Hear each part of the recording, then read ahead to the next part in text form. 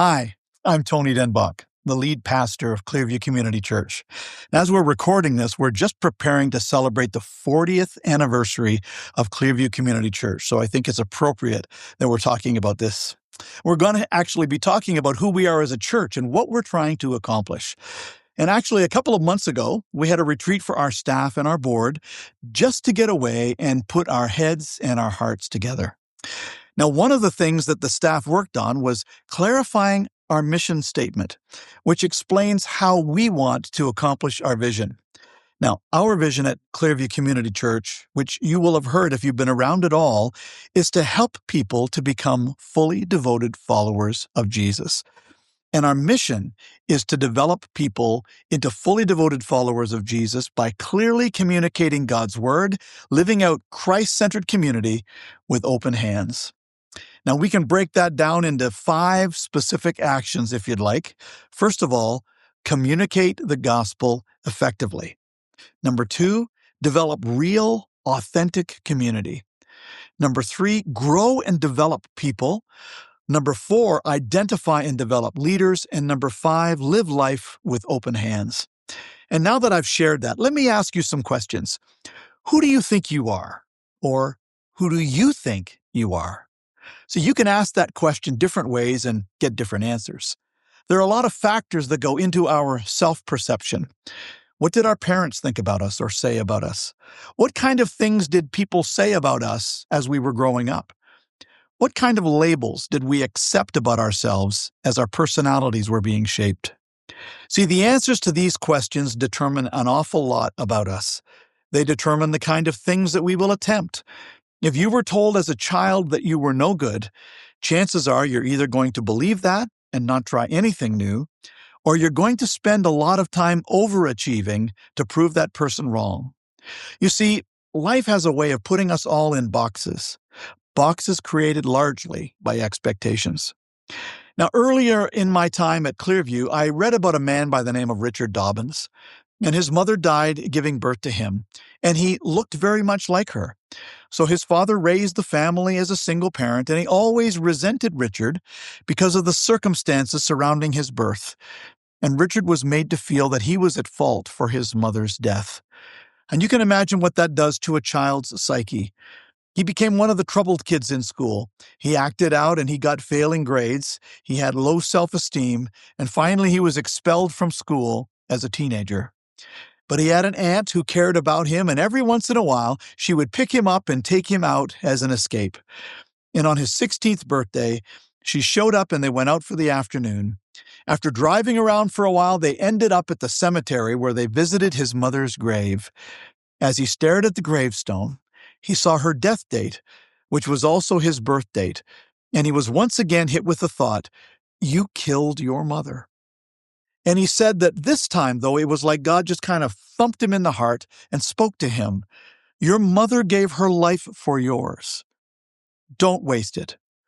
And he stopped short and he thought, that's true. My mother gave her life, giving me life. What am I doing with it? And something flipped inside of him. He got back to school and he got straight A's. He went to college and he became a pastor. He then felt drawn to become a psychiatrist to help people who dealt with the same kind of issues that he had gone through. And he became the founder of Emerge Ministries. One of the key messages that he would share was this: you can't change what has happened to you, but you can give it a different meaning. And we see an example of this in the Gospel of Matthew. It takes place down by the Sea of Galilee in the nation of Israel. But before we get into this story, let's give a little background about what life was like back then. In most Jewish homes at the time this was written, religion was extremely important, and children were encouraged from the earliest age to learn the scriptures.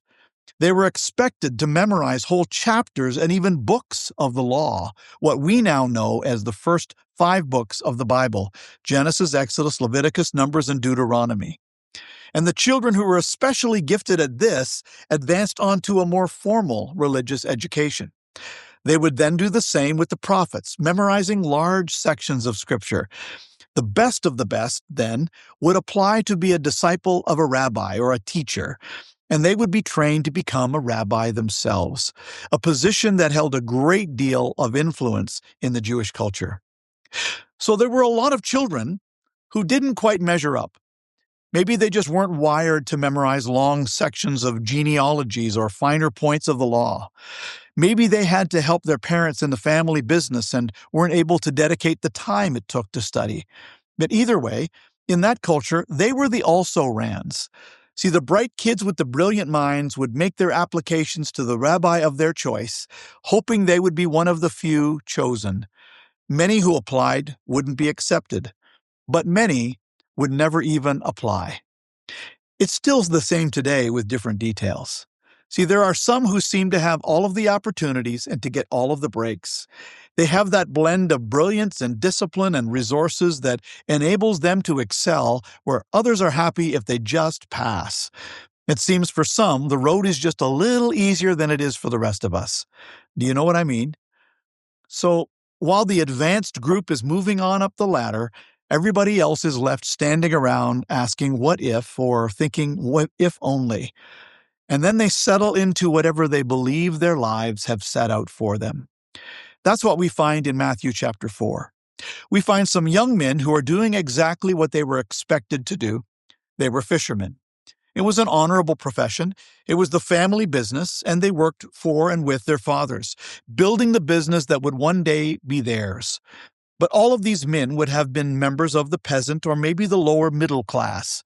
They lived in a Roman province that was administered by a tetrarch appointed by Rome. Most of any profit that they would make out of the sea would eventually find its way into the hands of their rulers through the tax collectors. So, many of these men and women lived on hope and hard work. They hoped that one day things would change, and the scriptures they had heard from an early age told them about one who would come and lead Israel out of its captivity and restore it to its former glory. Well, a young rabbi had just moved into their village and had been teaching. Word was spreading that this was no ordinary teacher. He was charismatic.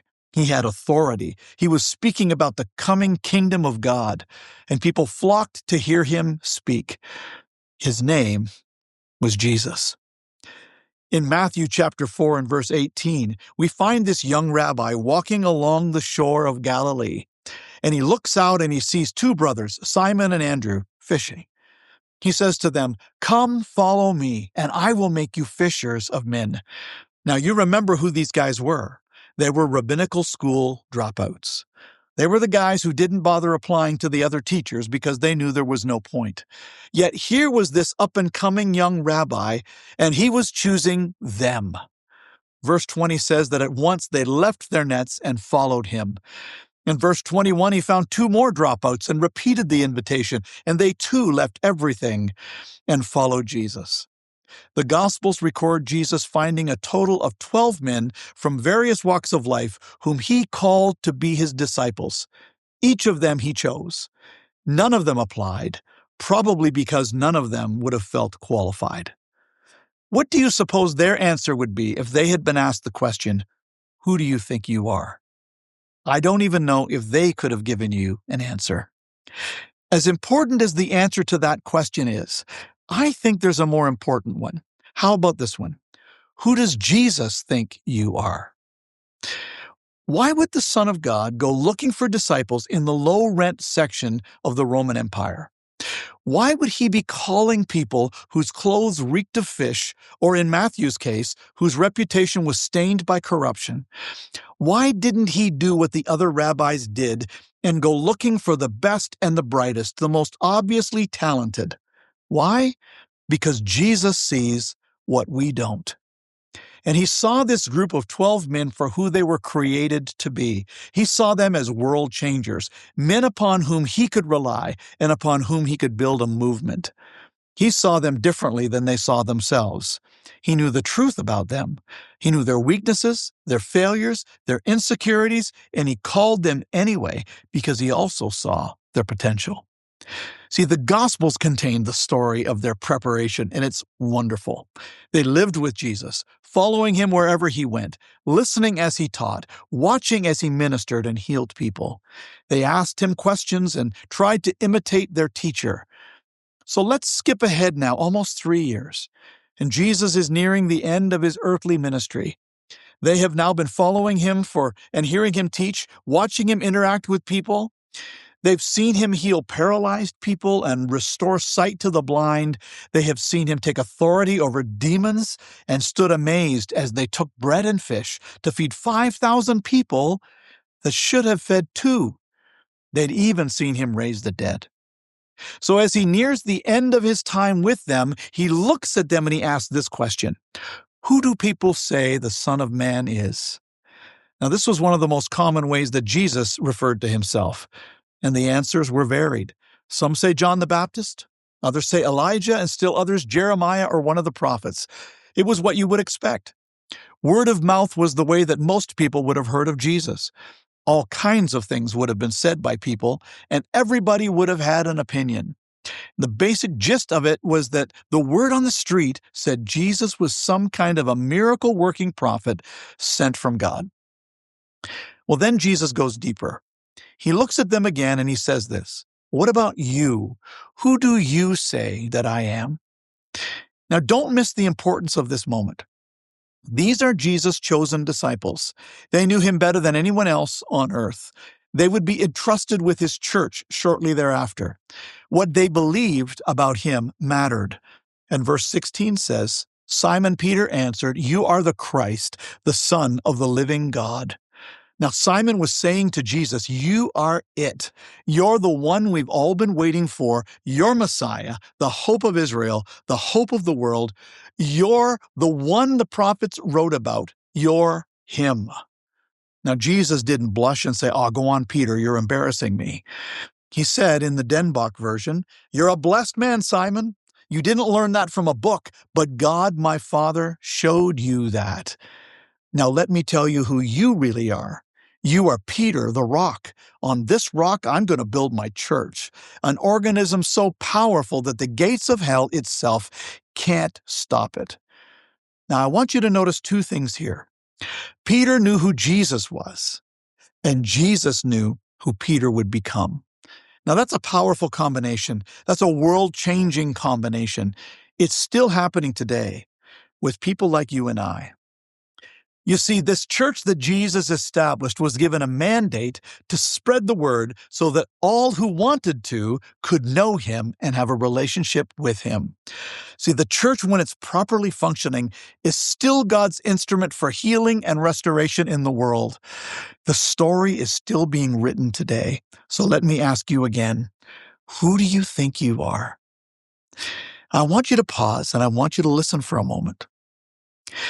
See, the Bible speaks about a still small voice through which God speaks. Do you hear it? Do you hear him call your name? I remember when he called my name.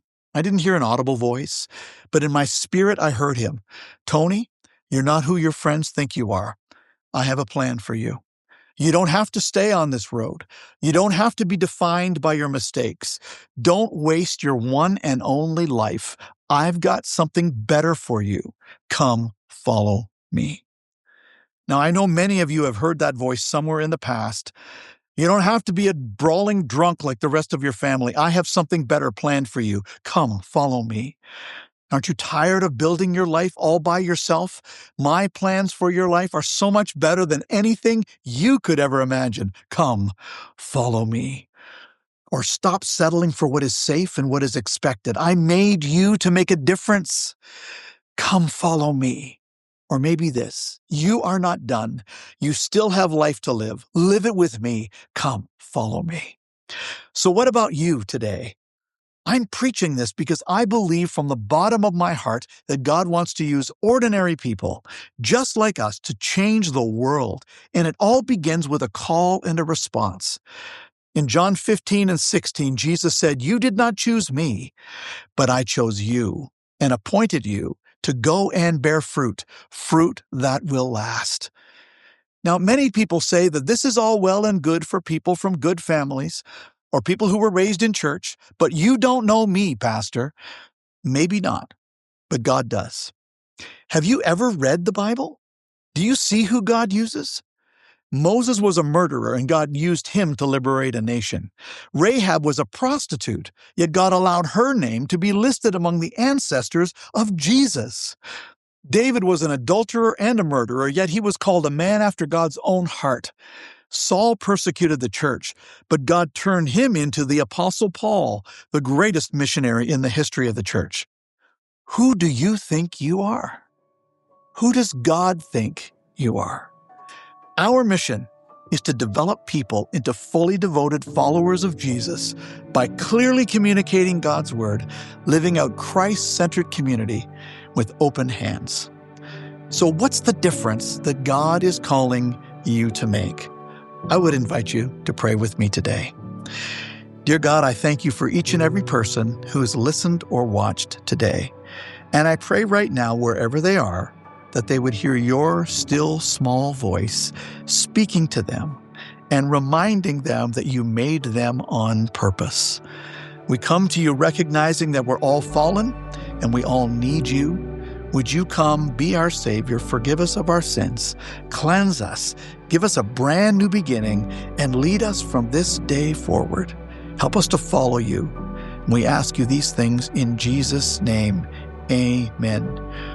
Now to him who is able to do far more abundantly than all that we ask or think, according to the power at work within us, to him be glory in the church and in Christ Jesus throughout all generations, forever and ever. Amen. God bless.